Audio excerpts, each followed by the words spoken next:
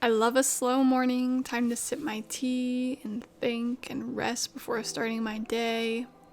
But let's be real, we don't always have time for that luxury, and that is no excuse to skip the most important meal of the day. These recipes are delicious and filling. They are easily stored, making them the perfect way to plan ahead for those busy mornings.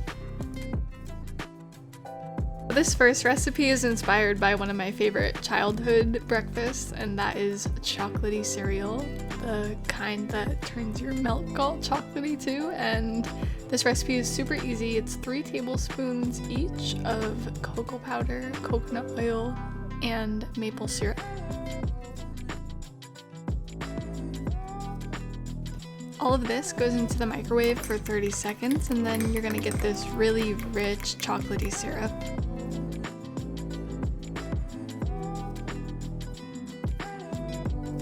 To make our peanut butter coating, we're simply adding a tablespoon of peanut butter and a tablespoon of maple to a bowl, and then microwaving it and mixing it well until it's combined. We're gonna do all of our mixing on one dish, so to one pan, add 2 cups of the puffed wheat, and I'm also adding 3 tablespoons of hemp seed for some added protein and some omega-3s. And then we're gonna drizzle that chocolate sauce all over. And then I'm combining all this together until it's nice and evenly coated.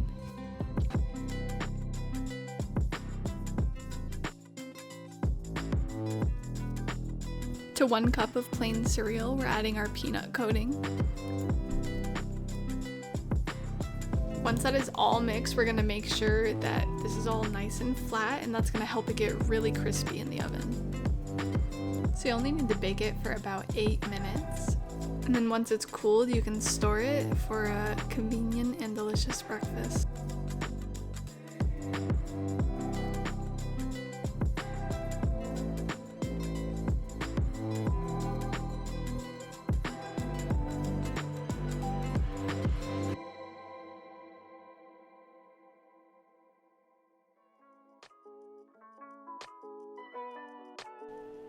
If you're like me, you wake up so hungry in the morning, and this is the kind of recipe we need. This recipe is hearty, it's filled with protein and fiber to keep you full through the morning, and it's deliciously satisfying. Potatoes take the longest, so we're gonna start by chopping those into cubes and then parboiling them. Parboiling is the exact same thing as boiling, except we are undercooking our potatoes, and this is just gonna speed up our cooking time, and it also helps release some starches, which make them extra crispy in the oven.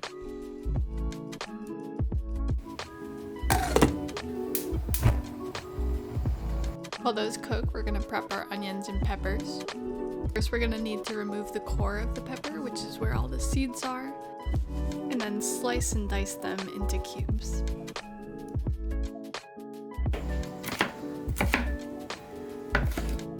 I'm also gonna peel and slice 2 carrots, and these are gonna be used to flavor the broth that we're gonna cook the beans in.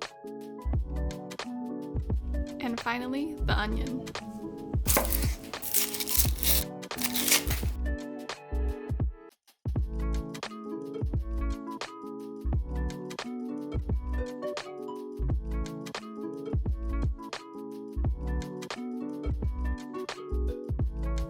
As another source of protein, I'm using this chorizo seitan, which is wheat-based and is really great for our omnivorous friends or our plant-based people who really love that meaty texture.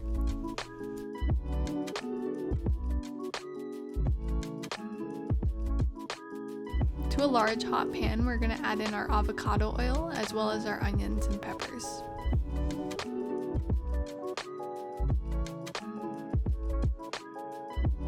To layer in some more flavor, I'm also adding in garlic powder as well as cumin and a little bit of cayenne pepper.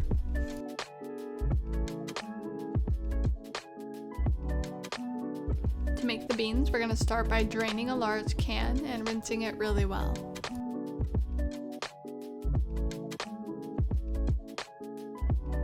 We're going to start seasoning these beans with some freshly sliced garlic as well as some bouillon.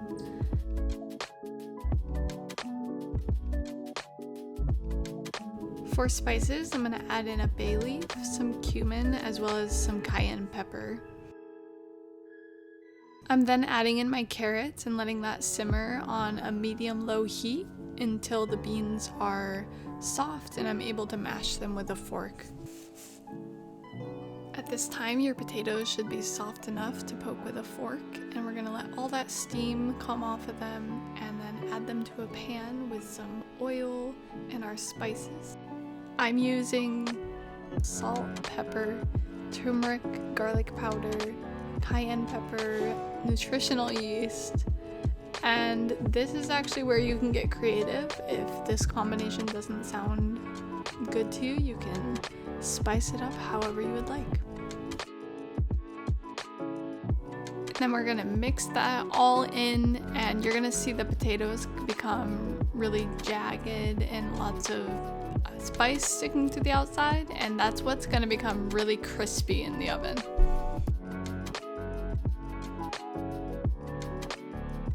So once the potatoes come out of the oven, it's time to assemble, and we're gonna start with vegan cheese, add the potatoes, the beans, the chorizo, and for a bit of acidity, we're adding some salsa as well.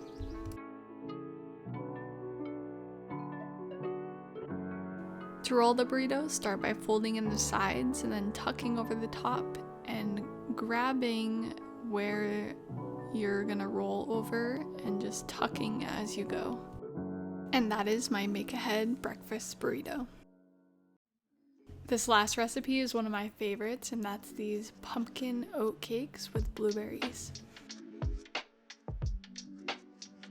The oats are really the star of the show here, so we're going to start with making our homemade oat flour by blending them up in a food processor. And we're going to start our wet ingredients in a bowl and make 2 flax eggs by combining 2 tablespoons of flax seeds and 2 tablespoons of water. Once that's combined, you can add 3 tablespoons of vegetable oil and 3 tablespoons of brown sugar. At this point, we want to try and incorporate some air into the batter with a whisk or a fork, and this is going to help the pancakes become really nice and fluffy as they cook.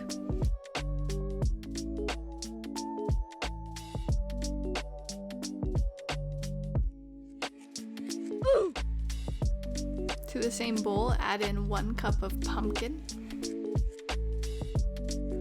I'm now measuring out a cup of plant milk, and you can use whatever you like. I prefer soy milk, which has more protein, and I also added in a bit of coconut cream to this because I ran out of soy, and also because it makes it really rich and creamy.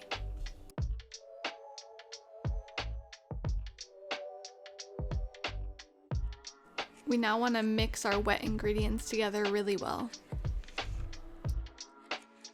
The sifter in this step is optional, but it helps make the batter really even and fluffy. So I'm adding in the oat flour, baking powder, as well as some salt.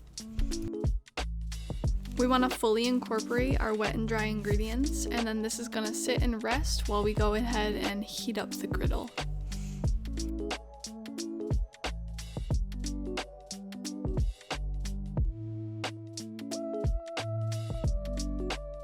The most important part of cooking any pancake is letting them cook thoroughly on the first side, and you'll know that this is happening when you start to see little air bubbles come up through the batter. At that point, you can go ahead and flip your cakes, and they should be nice and golden on the first side.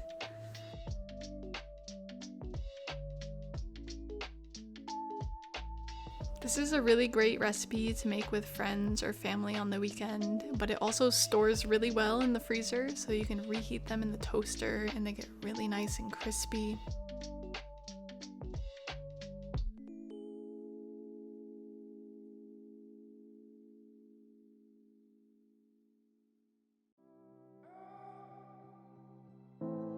Thank you all for watching today's video. I hope you enjoyed it, and I hope that these recipes help bring some convenience to your mornings. And if you did like today's video, please let me know in the comments and like and subscribe. It really helps support my channel and helps me grow, and I'd love to know what other kind of videos you guys would like to see.